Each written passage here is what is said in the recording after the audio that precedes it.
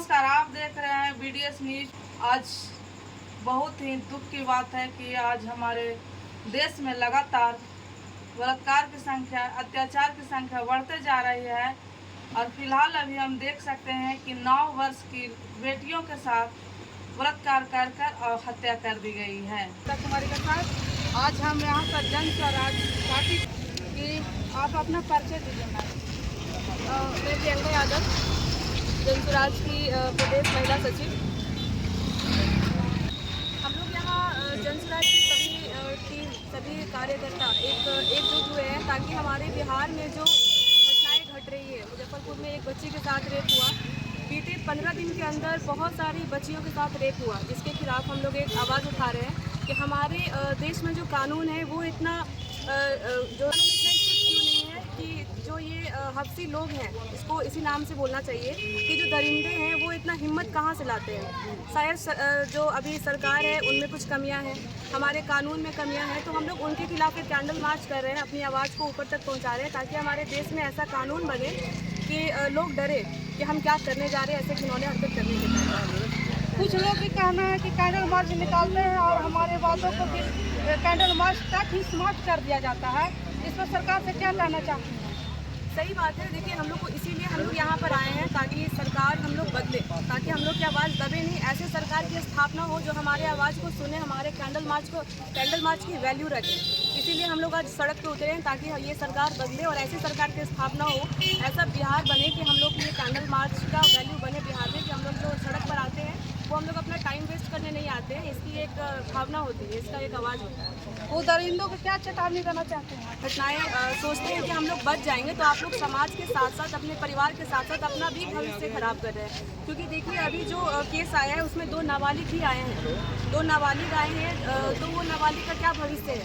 तो उनको यही चेतावनी है कि आप लोग अपने भविष्य को अच्छा बनाइए और ये करके हमारे समाज को गंदा मत करिए। और हम मैम से पूछना चाहते हैं जो हमारे बुरारू प्रखंड के प्रमुख साहिबा हैं, और इनसे हम पूछना चाहते हैं कि मैम, अक्सर हमारे बहन बेटियों के साथ गलत हो रहा है, अत्याचार हो रहा है, बलात्कार हो रहा है, लेकिन अक्सर हम महिलाओं को ही दोष क्यों दिया जाता है? मैं सबसे पहले मीडिया प्रभारी को मैं धन्यवाद देती हूँ। आज उन महिलाएं के साथ ये घटना घट गई है, इस घटना को लेकर के आज हम लोग कैंडल मार्च निकाले हैं। और कैंडल मार्च निकालने का नक्शा यही है कि हम लोग सरकार से भी आवाज़ उठाएंगे कि जो हम लोग की बच्चियाँ के साथ जो घटना घट रही है उस घटना को समाप्त किया जाए, हमारी बच्चियाँ सुरक्षित रहे, हमारी महिलाएँ सुरक्षित रहे। और मैं सरकार को बदलना चाह रहे हैं, जो पहले से जो सरकार बनी हुई है वो कोई एक्शन नहीं ले पा रही है। इसलिए हम लोग जन स्वराज, मैं प्रशांत किशोर जी को मैं उनका धन्यवाद देती हूँ कि इस महिलाओं बेटियों पर मतलब एक्शन ले रहे हैं और कड़ा एक्शन लेंगे और महिलाओं बेटियों को मतलब सुरक्षित रखने का काम करेंगे। मैं सिंह, जिलाध्यक्ष जन स्वराज पार्टी के।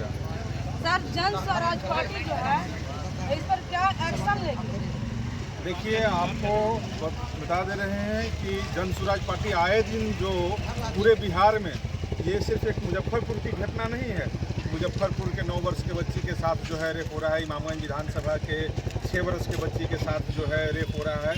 लेकिन सबसे बड़ा सवाल ये उठता है कि एक तरफ जो सरकार एक स्लोगन दे रही है, बेटी पढ़ाओ बेटी बचाओ, और दूसरे तरफ वहीं पूरे बिहार में जो है नाबालिग बच्चियों के साथ, ज़्यादातर नाबालिग बच्चियों के साथ जो दुष्कर्म हो रहा है, तो इस पर सरकार मौन धारण क्यों किए हुए बैठी? दूसरी बात है कि अभी जो एक मुजफ्फरपुर वाली घटना हुई, इससे शर्मनाक घटना कुछ हो ही नहीं सकती है।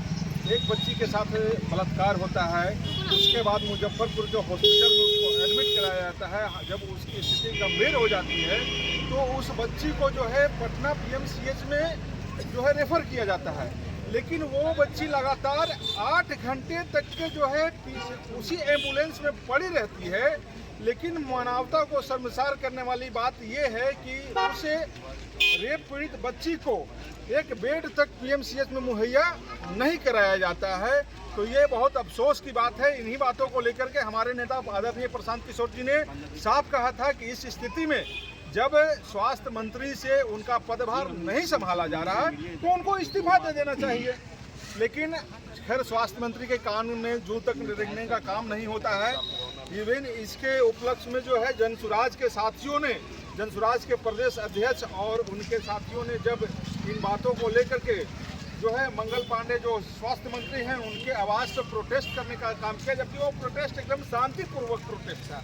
लेकिन उसके बावजूद भी जिस तरह से पुलिसिया बल इसको कह सकते हैं, तानाशाही कह सकते हैं, उसका जो है परिचय देते हुए और ज़बरदस्ती जनसुराज के साथियों के साथ मारपीट किया गया और इस कदर उनको गाड़ी में लादा गया, जैसे भेड़ बकरियों को गाड़ी में भी उस तरह से कोई व्यक्ति नहीं डाल सकते हैं कि इस तरह की दुर्व्यवहार की गई है जनसुराज के साथियों के साथ। तो अब जनसुराज जो है चुप बैठने वाली संगठन नहीं है, चुप बैठने वाली ये पार्टी नहीं है, ये अब लड़ाई जारी हो चुका है और हमारे नेता ने आगाज कर दिया है कि जब तक मंगल पांडे इस्तीफा नहीं देते हैं और उन लोगों पे कार्रवाई नहीं होती है जो लोग इसके जिम्मेवार हैं, तब तक ये लड़ाई, आज हमारी ये लड़ाई कैंडल मार्च के रूप में है, कल हो सकता है कि ये लड़ाई ये हम लोग जो है धरना के माध्यम से जरूरत पड़ेगा तो सड़क से सदन तक, राजभवन भी अगर जो कुछ करना पड़ेगा तो इससे भी पीछे जनसुराज नहीं होने वाली है। लेकिन ये लड़ाई अब जारी रहेगा।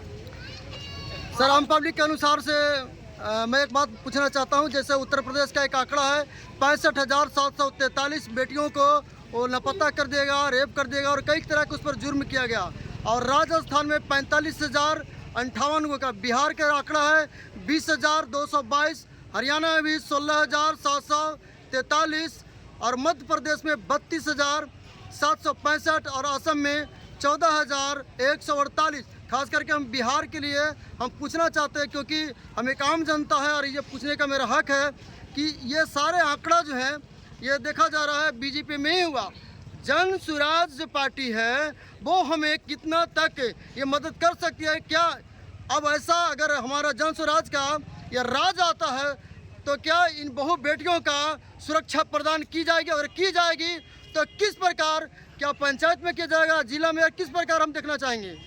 देखिए, सबसे पहले तो मैं आपको बता दूं कि ये जो जिन आंकड़ों की बात आपने की है, तो ये आंकड़ा सरकार सिर्फ और सिर्फ अपनी नाकामी को छुपाने के लिए जिन आंकड़ों की आपने चर्चा की है, ये आंकड़ा जो 2000 और 2200 की बात आप बिहार में कह रहे हैं, ये 2200 का आंकड़ा नहीं है, ये 22,000 का आंकड़ा है।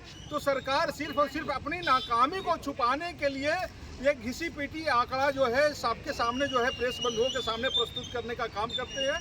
और दूसरी बात, आप जो कह रहे हैं कि आप जनसुराज इस पर कैसे अंकुश लगाएगी, तो हमारे नेता ने साफ तौर पे कह दिया है कि जनसुराज अगर जो किसी चीज़ पर सबसे पहले ध्यान देगी तो वो शिक्षा पर ध्यान देगी। सर, आज इस तरह की जो घटनाएं हो रही है उसका सबसे बड़ा कारण है जो स्लोगन दे रहे हैं हमारे जो है देश के नेता, बेटी पढ़ाओ बेटी बचाओ। तो सर, आज तक हम ये जानना चाहते हैं कि कितनी बेटियों को ये शिक्षा दी गई है या कितने लोगों को ये शिक्षा दी गई है कि समाज में आपको किस तरह से रहना है, आपको किस तरह का व्यवहार किसके साथ करना है।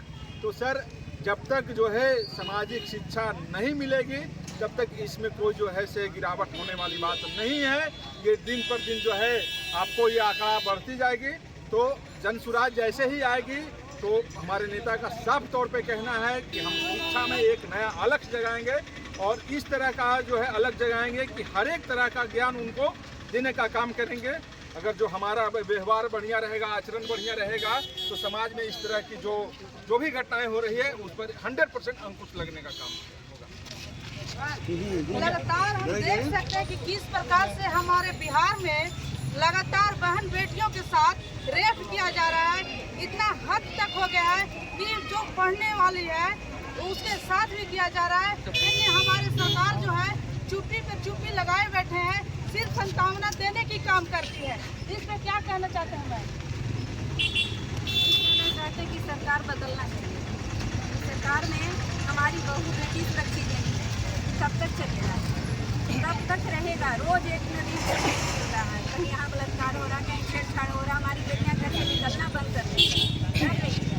इसलिए सरकार को भी बदलना चाहेंगे और ये जो हमारी स्वास्थ्य मंत्री हैं उनको भी बदलना है। चला जाए।